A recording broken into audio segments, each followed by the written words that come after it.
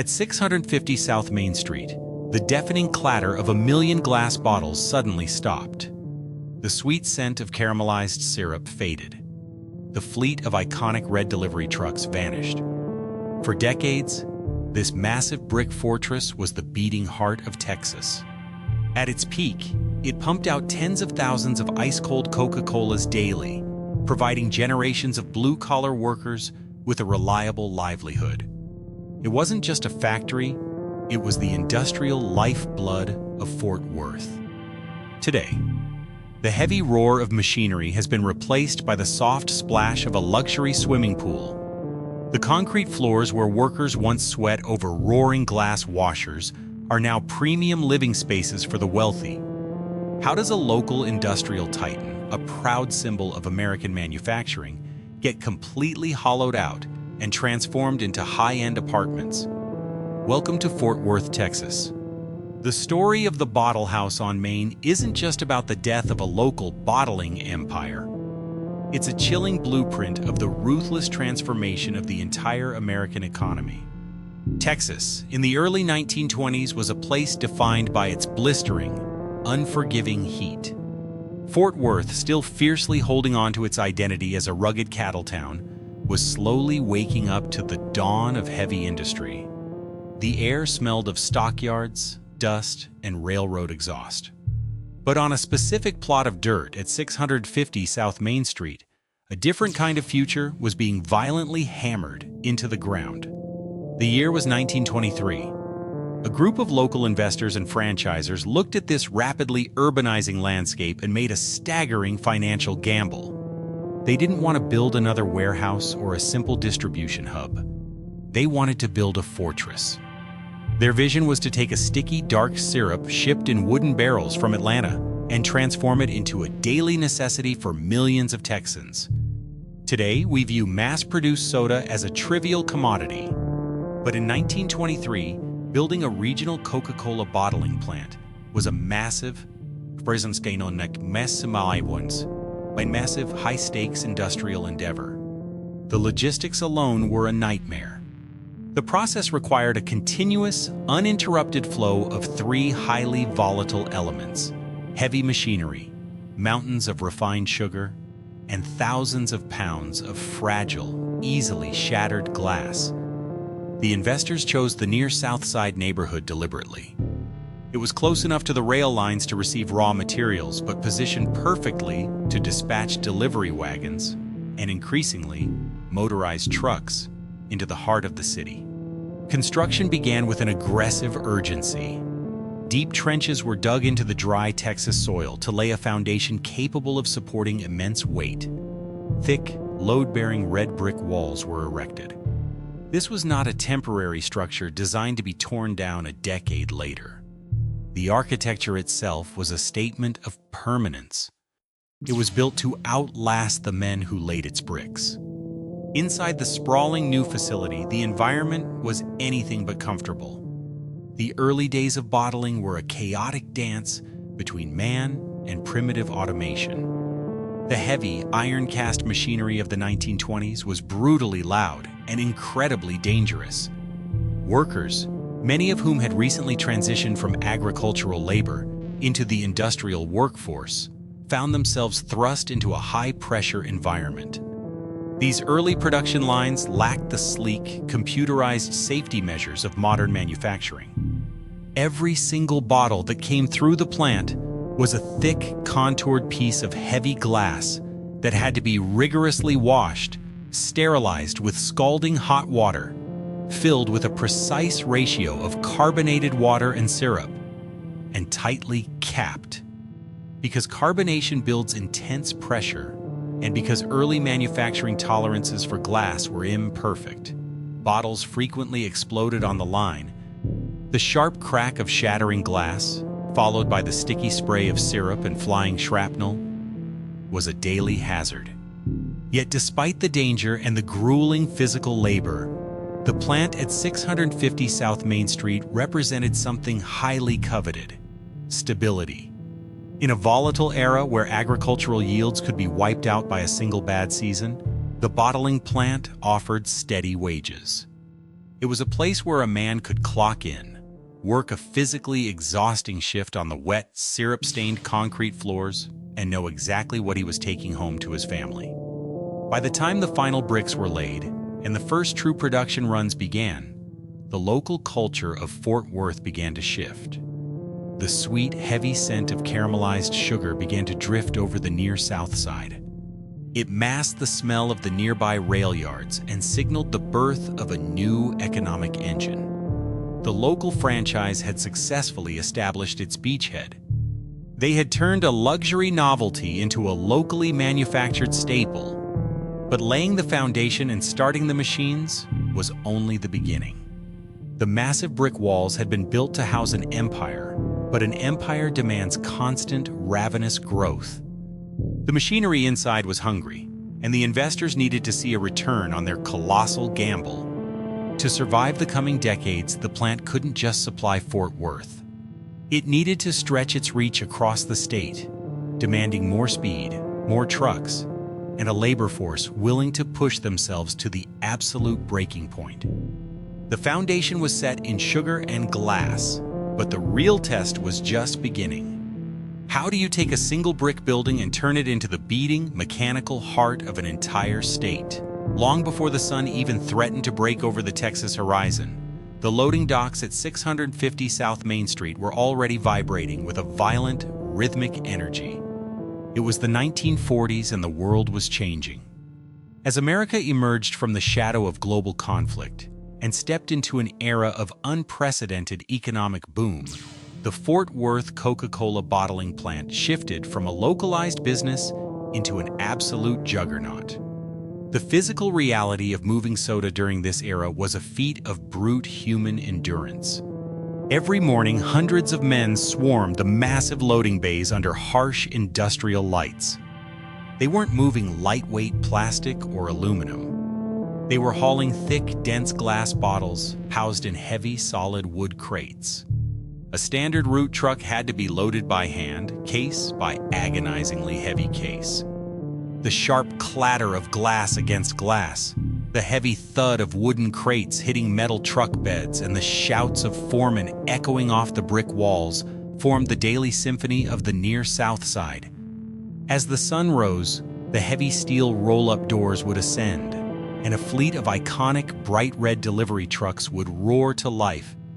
They poured out of the facility and scattered in every direction. If the brick fortress on Main Street was a mechanical heart, these red trucks were its arteries, pumping a dark, sweet lifeblood across the sprawling, dusty map of Texas. This was no longer just a factory. It was the gravitational center of a thriving microeconomy. The plant's rapid expansion triggered a domino effect across the neighborhood. Diners opened to feed the ravenous shifts of workers. Blue-collar neighborhoods swelled with families who bought homes and cars paid for by the wages earned on the bottling line. Small mechanic shops thrived just by servicing the massive, ever-growing fleet of red trucks that navigated the treacherous, pothole-riddled roads of the surrounding counties. For the men driving those trucks, the job was far more than mere delivery. They were known as route salesmen, operating as the direct, smiling face of an increasingly powerful global brand. Clad in crisp, pressed uniforms, they were expected to hustle. They hauled hundreds of pounds of glass into mom-and-pop grocery stores, local diners, and isolated gas stations in the blistering Texas heat. They stocked shelves, arranged displays, and built fiercely loyal relationships with local business owners. The Fort Worth plant had achieved exactly what its founders envisioned in 1923. It had made its product an inescapable part of daily Texan life. From the booming downtown offices to the most remote dirt road mechanics, the product was everywhere. The money was flowing, the fleet was expanding, and the factory floor was constantly adding new lines to keep up with an insatiable public thirst. But hypergrowth carries a hidden tax. The faster the red trucks emptied their cargo across the state, the harder the men back inside the brick fortress had to work to refill them. And human bone and muscle, can only be pushed so far. Inside the walls of 650 South Main, a distinct culture had crystallized, one built on intense physical labor and fierce generational pride. It was common to see 2, sometimes even 3 generations of the same family clocking in for the same shift. Fathers who had survived the grueling, primitive conditions of the 1920s and 30s were now bringing their sons to the factory floor. These families understood a silent, unwritten contract. The plant was a demanding, unforgiving master, but it was a fair provider. In an era before advanced workplace ergonomics or air-conditioned factory floors, working the line during a Texas summer was an exercise in survival. The interior of the plant was a swamp of extreme humidity, deafening noise, and the pervasive, sticky residue of spilled syrup. Workers stood on hard concrete for 10 to 12 hours a day, their hands scarred from shattered glass, their backs permanently aching from the relentless bending and lifting. Yet there was an intense loyalty. This was a time when a high school graduate could walk through the heavy industrial doors of the Fort Worth plant, secure a job through sheer grit, and lock in a middle-class life. They could buy a house, raise children, and secure a pension without ever stepping foot on a college campus. It was the American industrial dream, manifested in sugar, water, and glass. The plant manufactured soda, but its true export was livelihoods. However, by the time the mid-century boom reached its zenith, a profound tension was building within the company's ecosystem. The market demand was staggering. The red trucks were returning empty faster than they could be loaded. The localized route salesmen were taking larger and larger orders. The region was drinking the product faster than human hands could reasonably bottle it. The fundamental limitation of the plant was no longer the market. It was the fragile nature of the materials and the physical limits of the men working the floor.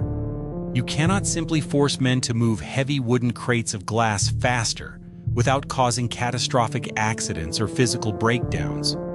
The sheer weight of the logistics was threatening to crush the workers beneath it. To satisfy the ravenous demands of a booming Texas economy, the plant had to evolve. If human hands could not move fast enough, the founders realized they had to remove human hands from the equation as much as entirely possible. The era of manual muscle was ending. The era of the hyper-machine was about to begin. But how do you completely mechanize a fragile glass artery without shattering the very system that built it? By the 1960s, the facility at 650 South Main Street had reached its absolute zenith. It was no longer simply a local bottling plant. It had evolved into a cathedral of mid-century industrial manufacturing. Walking onto the main production floor during this golden era was a total, overwhelming assault on the human senses. The noise alone was a physical, breathing entity. At maximum capacity, the synchronized movements of tens of thousands of glass bottles rattling down serpentine steel conveyors created a deafening, unrelenting roar that hovered constantly around 95 decibels. Workers on the line could not hear each other speak. They communicated through a complex silent system of sharp hand signals and intense eye contact, reading the rhythmic vibrations of the heavy machinery deep in their own bones. The heart of this operation was a breathtaking, terrifying mechanical ballet. The process began at the receiving bays, where mountains of empty, dirty glass bottles returned from diners, local grocery stores, and households across the sprawling Texas landscape were aggressively fed into hulking steel sanitizers. These massive bottle washers were the undisputed titans of the factory floor. They swallowed thousands of soiled bottles a minute, blasting them with scalding, caustic water and intense steam. The glass emerged on the other side completely pristine, radiating an intense heat that raised the ambient temperature of the room to suffocating levels.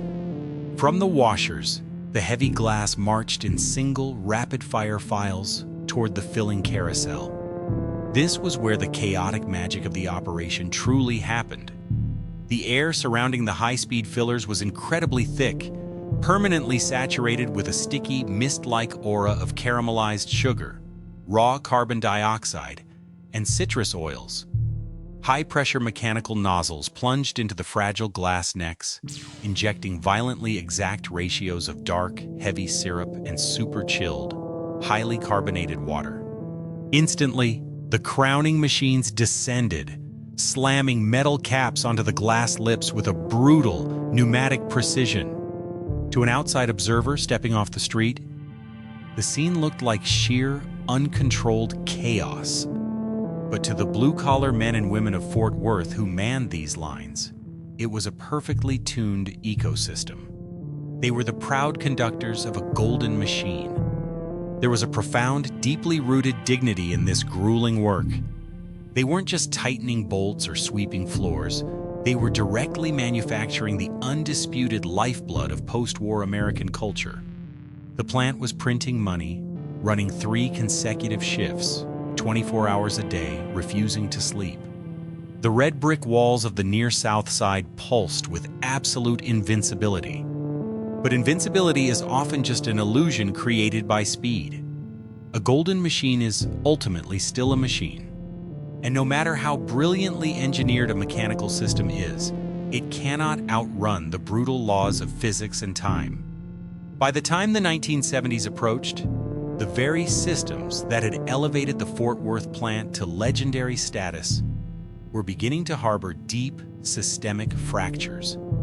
The sheer velocity required to keep up with the state's exploding population was pushing the aging infrastructure past its logical breaking point.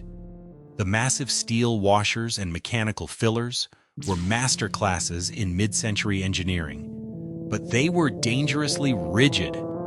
They were designed exclusively for one specific era, the age of the thick, heavy, returnable glass bottle. Every single gear, every chain link on the conveyor belt, and every pneumatic arm was calibrated to the exact millimeter of that specific glass contour.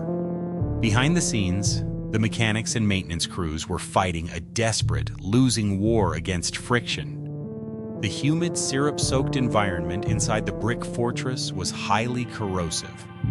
Critical metal parts wore down faster than they could be machined and replaced. When a high-speed machine jammed, it didn't just quietly pause production. The immense buildup of pneumatic pressure would trigger a spectacular, violent chain reaction.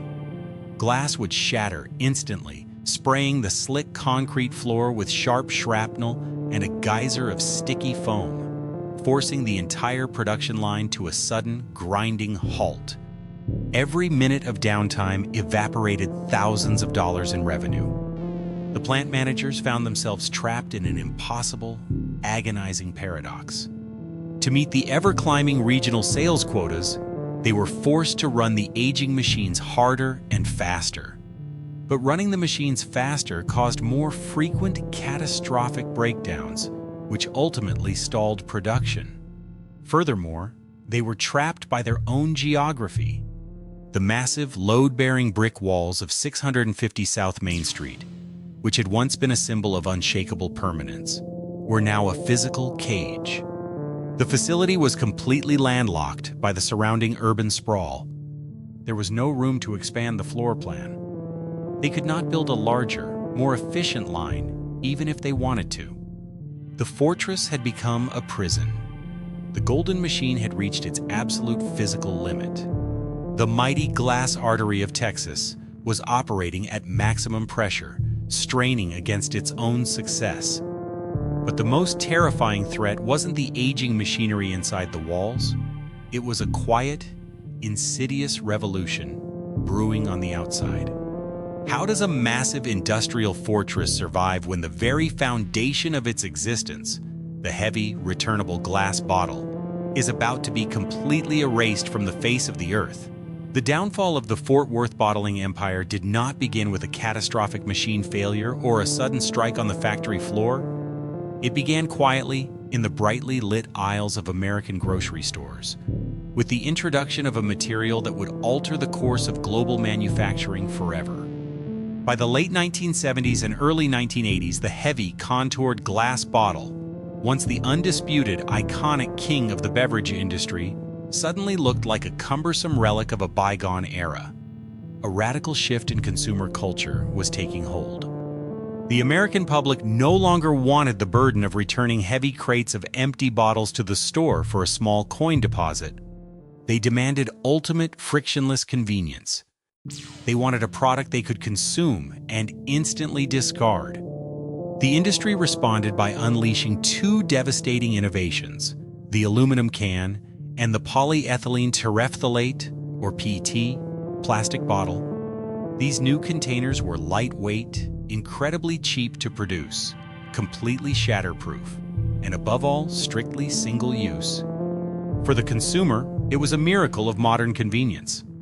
For the men and women working at 650 South Main Street, it was a slow-motion death sentence disguised as progress. For half a century, the Fort Worth plant had operated on a localized, circular economy. The entire rhythm of the business relied on the massive red delivery trucks going out heavy with full glass and coming back equally heavy with dirty, empty bottles to be washed and refilled. It was a closed, self-sustaining loop that kept the local workforce perpetually in motion. The plastic revolution violently severed that loop. Suddenly, the route drivers were dropping off disposable commodities and returning to the factory empty-handed. The fundamental nature of the product had fundamentally changed from a durable, returnable good into cheap, fast-moving trash.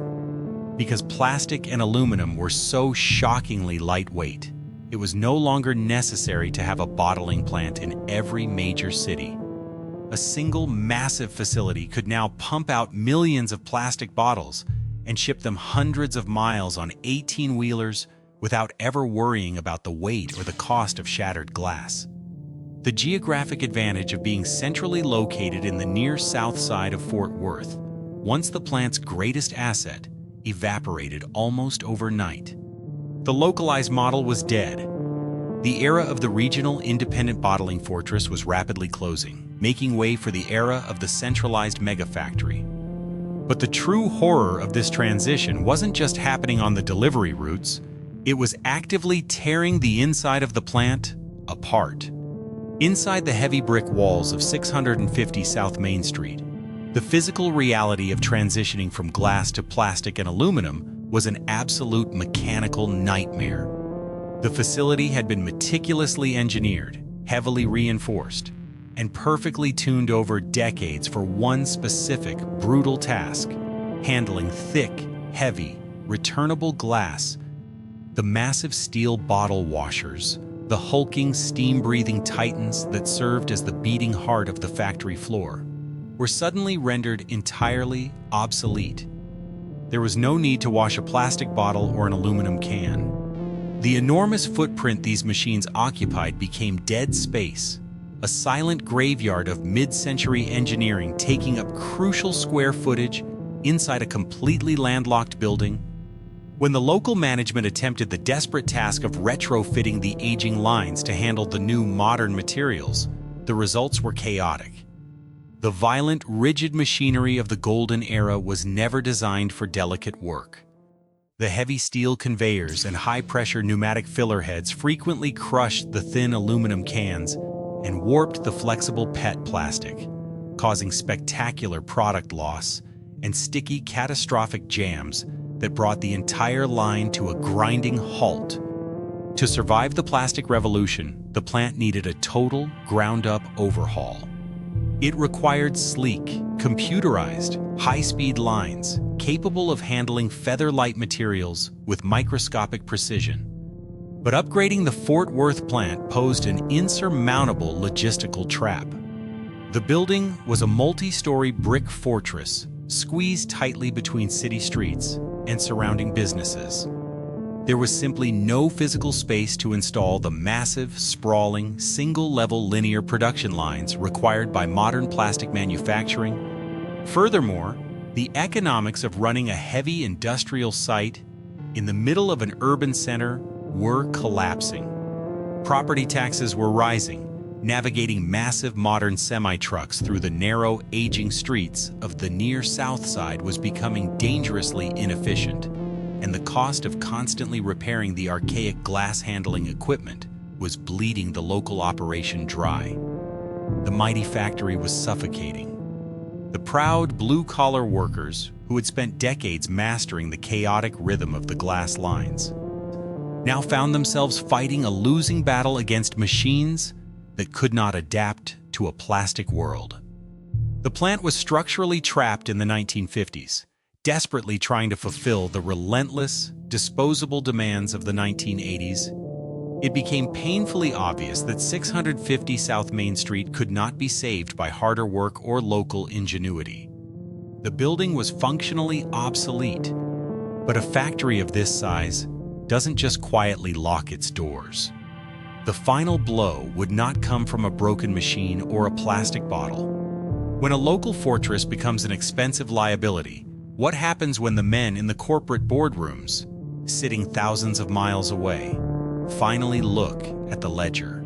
The fatal blow to the Fort Worth bottling plant was not dealt by a sudden mechanical failure, nor was it delivered by a catastrophic shift in consumer taste. It was calculated in the sterile, air-conditioned silence of a corporate boardroom, thousands of miles away from the blistering Texas heat. As the 1980s bled into the 1990s, the entire philosophy of American manufacturing underwent a ruthless ideological shift. The era of the proud, independent local franchise was ending. The era of corporate consolidation had arrived. For decades, the beverage industry had thrived on a decentralized model. Local investors built local plants, hired local workers, and supplied their immediate regions. There was a profound, unspoken social contract built into this system. The owners walked the same concrete floors as the mechanics. They breathed the same syrup-scented air. If a machine broke down, or if a family fell on hard times, the decisions were handled face-to-face, human to human. But Wall Street does not value sentiment, and it certainly does not care about local pride. As global competition intensified, the parent corporations and massive financial conglomerates looked at the map of America and saw profound inefficiency. Why maintain hundreds of aging, independent brick fortresses in the middle of crowded cities when you could consolidate operations into a handful of massive, highly automated mega-facilities positioned on cheap land near major interstate highways? This realization triggered a relentless wave of corporate cannibalism. Massive regional bottlers began aggressively buying out the smaller, independent operators. The Fort Worth plant, once a proud, autonomous kingdom, was swallowed up by a sprawling corporate empire. Overnight, the fundamental power dynamic of 650 South Main Street shifted completely. The men who now controlled the destiny of the factory had never set foot on its sticky, deafening production floor. They were financial executives armed with powerful new tools, computerized spreadsheets, efficiency metrics, and quarterly earnings reports. To these executives, the historic brick walls, the generational workforce, and the legendary glass artery of Texas meant absolutely nothing. When they looked at the Fort Worth facility, they did not see a community pillar. They saw a glaring red liability on a balance sheet. The plant was trapped in an urban gridlock, operating outdated machinery, and paying the pensions of a deeply entrenched, aging workforce. In the cold calculus of modern business, 650 South Main Street was no longer an asset. It was a costly redundancy. The unwritten social contract of the mid-century American industrial dream was quietly shredded, replaced by a singular, unyielding mandate: maximize shareholder value at any human cost. The impact of this corporate takeover did not manifest as an immediate, dramatic closure. That would have been too merciful. Instead, the Fort Worth plant experienced a slow, agonizing death by 1,000 administrative cuts. The executives in the distant boardrooms implemented a strategy of controlled starvation. designed to extract whatever remaining value the facility had while systematically dismantling its future. The signs of decay on the factory floor were subtle at first, but impossible to ignore for the men and women whose lives depended on the plant's rhythm. When a veteran mechanic retired after 30 years of keeping the chaotic glass lines running, his position was simply eliminated. When a massive bottle washer suffered a catastrophic breakdown, there was no longer a budget approved for a total overhaul. Instead, local managers were forced to patch the aging machinery together with cheap temporary fixes, praying the heavy steel would hold out just one more quarter. The vibrant, chaotic energy that had defined the golden era began to hollow out. Production quotas were slowly siphoned away from the Fort Worth facility and redirected to the shiny, non-unionized, hyper-efficient mega plants built on the urban outskirts. Sections of the massive brick fortress that had once hummed with 24-hour activity were powered down. Industrial lighting was switched off. A thick, unsettling silence began to creep into the far corners of the warehouse, a stark contrast to the 95-decibel roar of the glory days. For the blue-collar workers, the psychological toll was devastating. They were forced to maintain production in a facility that was actively falling apart around them, managed by a corporate entity that viewed them as an expensive nuisance. The fierce generational loyalty that had built the local empire was actively used against them. Many workers were too old to easily transition to a new industry, yet too young to collect their pensions. They showed up every day, exhausted and anxious, walking past darkened corridors and silent machinery, waiting for an axe they knew was eventually going to fall. They were not losing their jobs to a superior local competitor or a sudden lack of consumer thirst. They were losing their livelihoods to an abstract concept of corporate synergy. The financial architects had successfully engineered a system where a factory could be starved to death to make the overall corporate ledger look a fraction of a percent more profitable. The mighty engine was running on fumes, cannibalized from the inside out. But a factory cannot exist in a state of suspended animation forever. Eventually, the spreadsheets dictate that the bleeding must stop. When the cost of keeping the lights on finally outweighs the trickle of revenue, how exactly does a corporate giant kill a local legend? The end of an American industrial empire rarely arrives with a dramatic explosion or a cinematic collapse. It usually arrives on a single sterile sheet of corporate letterhead. When the final directive was handed down to 650 South Main Street, there was no grand ceremony, no heartfelt acknowledgement of the decades of blood and sweat poured into the concrete foundation. There was only a cold, calculated mandate from a distant corporate headquarters: cease all operations, liquidate the remaining viable assets, and permanently lock the heavy steel doors. For the men and women who formed the living, breathing lifeblood of the Fort Worth bottling plant, the news felt less like a strategic business restructuring and more like a sudden, violent eviction from their own lives. As the sun rose over the near south side on the morning of the final shift, the atmosphere inside the sprawling brick fortress was overwhelmingly suffocating. The air was still thick with the familiar, inescapable scent of caramelized sugar, raw syrup, and industrial lubricants, a pungent cocktail deeply embedded in the skin and clothes of every worker on the floor. But the chaotic, vibrant, pulsing energy that had defined this place for generations was entirely gone. In its place hung a heavy, funeral-like dread. Men who had spent 30 years navigating the slick, wet concrete floors clocked in for the very last time. They walked past the massive dormant glass washers and the idled high-speed pneumatic fillers. They knew the mechanical rhythm, the exact vibrations, and the specific quirks of these aging steel machines better than they knew the heartbeats of their own spouses. They had willingly sacrificed their hearing to the 95-decibel roar of the golden era, and they had surrendered their knees and backs to the grueling physical demands of the bottling line. This building was not just a place of employment. It was their second home, the center of their social community, and the sole, sturdy anchor of their middle-class existence. The most devastating aspect of the final shift was the sheer, quiet indignity of it all.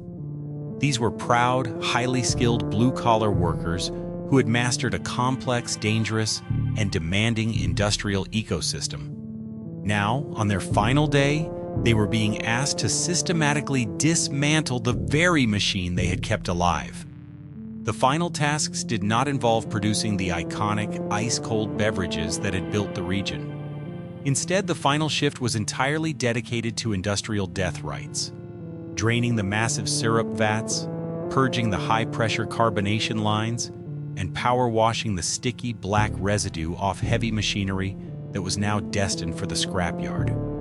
There was no fiery anger left on the factory floor, only a profound, hollow exhaustion. How do you process the crushing reality that the only career you have ever known, the grueling job that paid off your mortgage and put your children through school, has been completely erased by an efficiency spreadsheet managed by executives who have never even seen your face? As the afternoon wore on, the systematic dismantling of the factory's nervous system rapidly accelerated. One by one, the massive electrical breakers were thrown with heavy, echoing clanks. The harsh, high-wattage industrial lights hanging from the vaulted ceilings were sequentially extinguished, casting long, dark, and eerie shadows across the sprawling production floor. The vast, intricate network of steel conveyor belts, which had once carried tens of millions of glass bottles across the expansive map of Texas, ground to a rigid, permanent halt, and then came the silence. For more than half a century, the building at 650 South Main Street had never truly been quiet. Even during the midnight shifts or holiday closures, the massive facility always hummed with the latent, vibrating energy of heavy industry, boilers hissing, compressors cycling, ventilation fans spinning. The sudden, absolute absence of that noise was not peaceful. It was jarring, aggressive, and deeply unnatural. The deafening roar of the golden machine was brutally replaced by the hollow, lonely echo of rubber boots walking on wet concrete. It was the undeniable sound of a massive, mechanical heart flatlining. When the final shift whistle blew, a sound that had once signaled relief and the promise of a cold beer at the local diner, there was absolutely no celebration. The workers quietly gathered their worn personal belongings from the dented, sticker-covered metal lockers in the break room. They walked out of the heavy industrial doors for the last time, stepping out into the blistering Texas heat and blinking against the harsh, unforgiving sunlight. In the sprawling loading bays, the iconic fleet of red delivery trucks sat perfectly still, empty and entirely useless. The vibrant glass artery of Texas had been completely and surgically severed. The workers climbed into their cars and drove away in silence, leaving behind a massive empty shell. In a single, devastating afternoon, a thriving microeconomy, a tightly knit generational community, and a proud, towering symbol of local manufacturing had been reduced to a vacant piece of commercial real estate. The era of producing tangible, locally made goods at the Fort Worth Coca-Cola plant was officially dead. The boardroom executives had gotten exactly what they wanted: a cleaner corporate balance sheet and the swift elimination of a costly, outdated urban asset. But you cannot simply abandon a massive, multi-story brick fortress in the middle of a major, rapidly evolving city and expect it to quietly disappear into the soil. The heavy, load-bearing walls of 650 South Main Street were built in 1923 to withstand the apocalypse. The corporate overlords had ripped out the factory's soul, but the massive, indestructible brick corpse remained exactly where it was. What happens to a decaying, empty industrial titan when the gentrifying city it helped build begins to close in around it? Today, the heavy red brick fortress at 650 South Main Street stands completely transformed. The echoing production floors where generations of blue-collar workers once sweated over roaring glass washers are gone. The sticky, sweet scent of caramelized syrup has been permanently replaced by the polished concrete, designer lounge music, and crystal-clear water of a luxury apartment courtyard. Yet beneath the sleek modern renovations and the expensive minimalist furniture, the ghosts of the past remain embedded deep within the walls. The story of the Fort Worth Coca-Cola bottling plant is not merely an isolated local anecdote. It is a stark, powerful mirror reflecting the larger, relentless evolution of the American economic engine. It demonstrates how fiercely loyal communities, built on the solid dignity of physical labor and tangible manufacturing, can be quietly swept aside when corporate spreadsheets and real estate gentrification dictate a new set of priorities. The machines were silenced, the jobs were erased, the physical brick and mortar were repurposed for a wealthier, transient class. But the echoes of the men and women who drove the red trucks, loaded the wooden crates, and built an empire with their bare hands will forever linger in the concrete. Progress is inevitable, but true progress should never require us to completely forget the human cost it leaves behind. Thank you for watching. If this story resonated with you, please leave a comment below sharing your thoughts, hit the subscribe button, and ring the notification bell to join us as we uncover more untold histories of the factories and empires that shaped our modern world.